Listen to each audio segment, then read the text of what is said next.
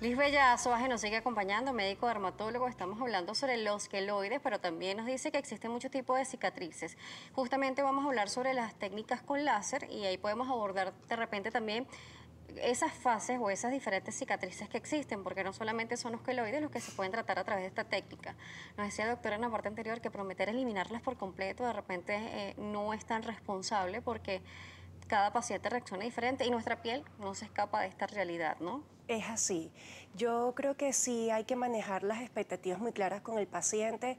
Sí hay casos en los cuales los resultados pues podemos obtener un grado de satisfacción alto, tanto para el paciente como para uno como médico, pero la realidad es que todas estas terapias combinadas pues buscan adelgazar, aplanar y aclarar la lesión, pero al fin de cuentas siempre va a quedar una cicatriz que realmente es un tejido distinto a la piel circundante. Claro, podríamos considerar, por ejemplo, las estrías partes de las cicatrices.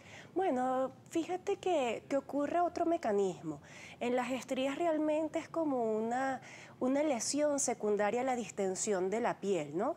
Realmente la piel pues tiene capacidad de alguna manera de estirarse, por decirlo de alguna forma, pero cuando bien sea por embarazos o simplemente por cambios de talla, de peso del paciente, esta, digamos, velocidad de aumento de volumen supera la capacidad elástica de la piel, pues ocurre este tipo de lesión. Pero creo que lo fundamental es hacer bien la distensión porque, por ejemplo, en un queloide quieres aplanar y generalmente ya la estría suele más bien ser plana y muy atrófica. Entonces es esencial que veamos esas diferencias porque, por supuesto, a la hora de tratarlos van a haber, digamos, opciones muy distintas. Claro, le pregunto esto porque a veces las personas dirán, bueno, se comporta como una cicatriz, la tengo de esta manera, y algunos láser también están como que referidos también para las estrías, pese a que no sean cicatrices. Totalmente, y la clave para ambos casos, tanto para las cicatrices en general como para las estrías, es tratar de acudir lo más pronto posible. Siempre que empezamos a tratar una estría, una cicatriz, apenas, digamos, aparece, a veces incluso recomendamos prácticamente a retirar la sutura, si fue una herida quirúrgica, en el caso pues de una herida como tal, ese es el mejor momento de comenzarlas a remodelar. Y por supuesto, el láser cumple una función fundamental.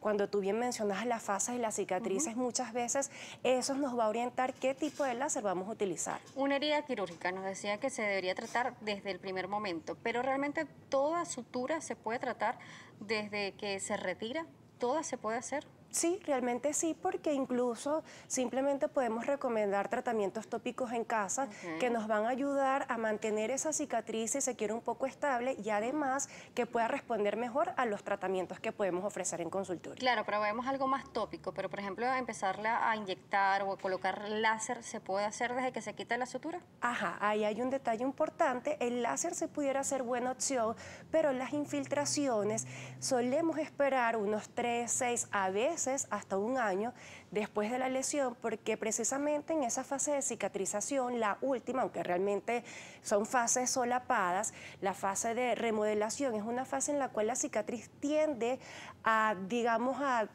regresar a Ujú. sufrir un proceso pues de regresión, de involución. Entonces, si sumamos ese efecto natural de la cicatriz más la infiltración, pudiéramos tal vez tener un efecto no deseado. Entonces, en ese particular sí debemos tener pues mucha atención con los tiempos, pero siempre individualizando al paciente. Sí, justamente le preguntaba eso porque hay muchos especialistas que prefieren de que su cicatriz siendo el cirujano en diferentes ámbitos, porque la cirugía puede ir desde algo de emergencia, algo planificado que se pueda tener. Muchas veces prefieren que para este tipo de procedimiento pase incluso el año completo. Es así, depende del paciente y depende de lo que tú puedas ofrecer. Es en algunos casos pues preferible observar. Sí, decíamos incluso en la parte anterior de que puede ser que usted nunca haya tenido un queloide y que de repente pueda aparecer. Es así. El hecho de que usted durante toda su vida no haya generado queloide no quiere decir o que nos demuestre que con el paso de los años no podemos desarrollar uno, ¿no? Es así, realmente siempre va a haber una predisposición genética que sí va a estar y por eso cuando el paciente, si ya ha tenido algún antecedente queloide, nos pregunta en consultorio, bueno, ¿me puedo hacer un piercing? Bueno, me quiero hacer una cirugía estética, debemos advertirle al paciente que, bueno, su cicatrización puede ser a la tendencia de una cicatriz hipertrófica o queloide. Claro, esto no va a decir que la sutura o la técnica del médico no sea la adecuada, ¿no? Es correcto, o sea, la técnica puede ser la mejor, pero como es una susceptibilidad y predisposición del paciente, por más que como médicos siempre procuremos hacer lo mejor, pues el queloide igualmente puede ocurrir porque es algo que depende de la respuesta de la piel del individuo, del paciente a esa herida. Claro, muchas veces como paciente se le responsabiliza al especialista por el tipo de sutura o técnica que Claro, hizo. ¿Me quedó bien o me quedó mal la cicatriz por la técnica que usó sí, el especialista al momento? sí, por eso es que hay que Me entablar agarraron mal los puntos. Es así, hay que establecer una buena relación médico-paciente y yo insisto mucho en eso, de pronto indagar al paciente si ha tenido algún otro antecedente, alguna herida, cómo ha cicatrizado, entendiendo que cada zona del cuerpo puede cicatrizar diferente y como decíamos antes, hay zonas donde hay menos riesgo de hacer queloide, entonces eso no te da garantía de que, por ejemplo, un procedimiento en hombre no vaya a cicatrizar de esa forma. Doctora, se nos termina el tiempo, pero ¿qué recomendaciones le puede dar a las personas que nos están viendo en este momento? Bueno, yo creo que lo importante es siempre tener una buena relación médico-paciente, explicarle pues al paciente todas las formas que tenemos para abordar las distintas lesiones. A veces queremos abordar alguna lesión con cirugía y de pronto podemos ofrecerle otra que sea menos invasiva para procurar una mejor cicatrización. Y acompañarlo en todo momento, hacer pues visitas, si se quiere, un poco más seguidas al consultorio para ver cómo está evolucionando esa cicatriz y bueno, recordar todas estas cremas tópicas y todos estos apósitos de silicón que nos ayudan de alguna manera a mantener pues esa cicatrización un poquito más estable y bueno, en la medida que pasa el tiempo ir chequeando y ofreciéndole otras opciones si se da el caso. ¿Redes sociales? Lisbella Azuaje con S-I-J, Derma CDD, Las Mercedes. Gracias por acompañarnos el día de A hoy. ustedes. La doctora Lisbella Suárez nos estuvo acompañando, médico dermatólogo. Vimos los queloides, pero también los tipos de cicatrices y las alternativas que hay en nuestras redes.